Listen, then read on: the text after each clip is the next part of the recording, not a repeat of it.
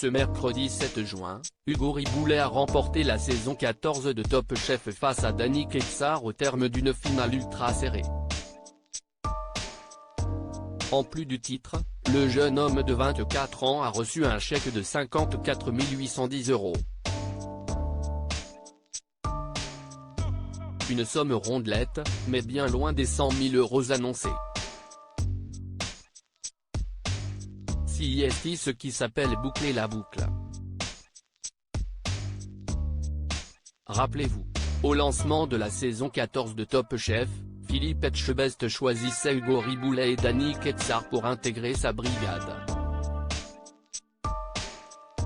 Si le premier a fièrement porté les manchettes bleues pendant les 15 semaines du concours, le second a dû les retirer au profit d'Albanea, au terme de 11 duels, récupérer les précieuses manchettes rouges d'Hélène Darroze dans la brigade cachée. Mercredi 7 juin, les deux candidats étaient cette fois adversaires en finale.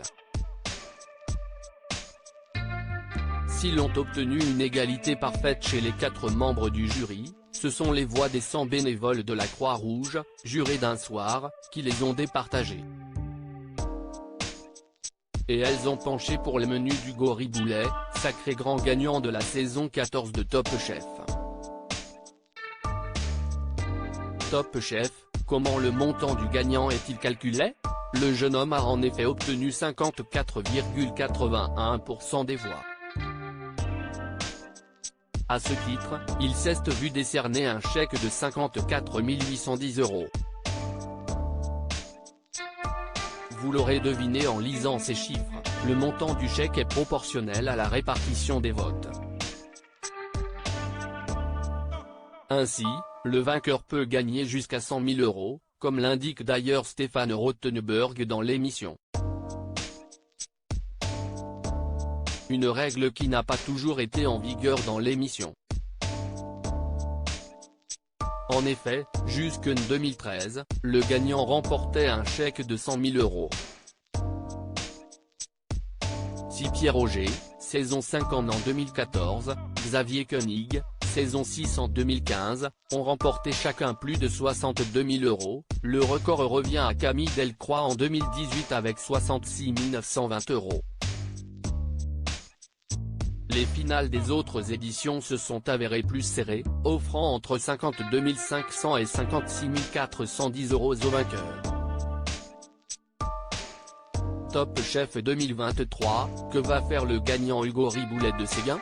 Mais ne comptez pas sur Hugo Riboulet pour dilapider cet argent. S'il répond d'abord qu'il aimerait bien s'acheter une voiture de luxe avec cette somme, il rassure immédiatement en précisant qu'il s'agissait d'une blague. Car il a évidemment déjà des projets en tête.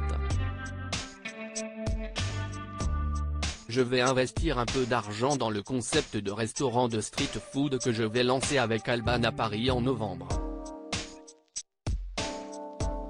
On achète le fonds de commerce dans le 2e arrondissement. Si ça marche, l'objectif est de le dupliquer ailleurs en France, nous a-t-il expliqué. Mais Hugo ne compte pas mettre tous ses œufs dans le même panier.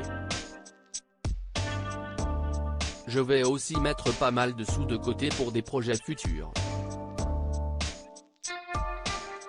50 000 €, si est une belle somme d'argent, mais ce n'est pas 1 million non plus. Ça part très vite quand on crée des choses.